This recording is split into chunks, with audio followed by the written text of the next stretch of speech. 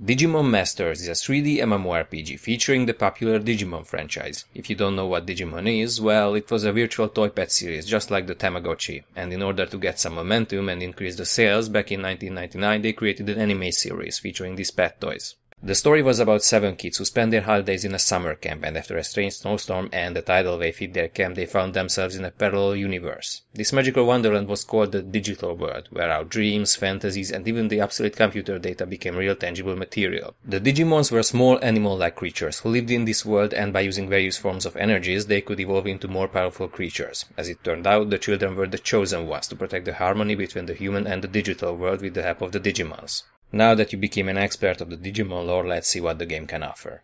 This is Gabriel, aka Crescent Wolf, and today I'm gonna review Digimon Masters.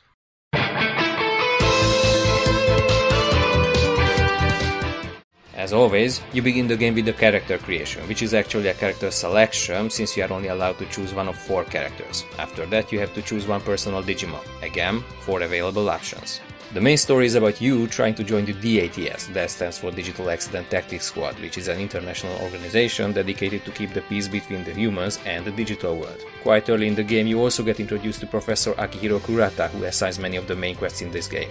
So if you are familiar with the Digimon universe, you can easily tell that the story basically follows the plot of the 5th series, Digimon Data Squad. Maybe that's why there is no character creation, since all the available characters are the protagonists from the series. The gameplay is fairly simple and straightforward. You have to control your own character, who is a tamer, and you also have to control your Digimon. The characters are in a synergistic relationship. Yes, in the end it's the Digimon who fights the other Digimons, but just like in the show, your emotions and willpower fuel the Digimon. Both of you gather experience and level up the same way, except the tamer levels up slower.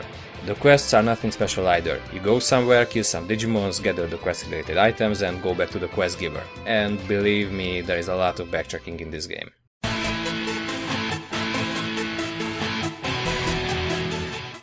Well, it's Digimon.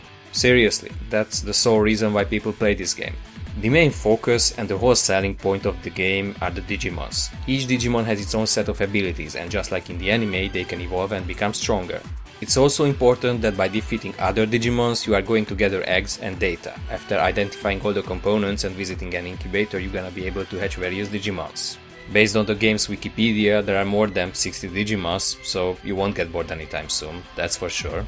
I would also like to mention that while the graphics are a bit outdated, the game is still stylish enough to give back the feeling of the anime show.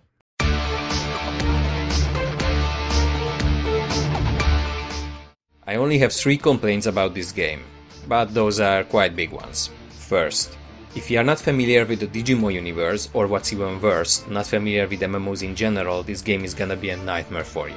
The main story is simply not presented in an entertaining way, and there are times when it gets really confusing what to do, even with the tutorial system.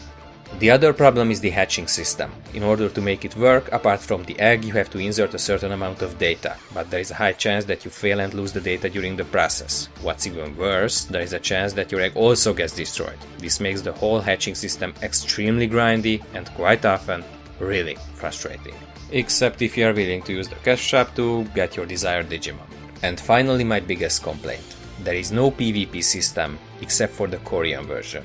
I have no fucking clue how they came up with the ingenious idea to exclude the most important thing that's virtually in every MMO since forever ago.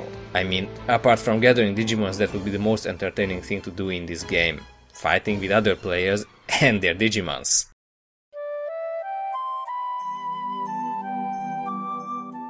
Overall, I would say this game is quite entertaining, if you are a Digimon fan. Otherwise, I think you will find it boring and not worth the time and effort. I honestly believe that this game's biggest failure is not having a PvP system, otherwise it would be able to attract a lot wider audience, but considering the fact that the game is 2.5 years old, I am not sure about its future either. Take care gamers, and see you all in the next episode of AnimeMMOs.com.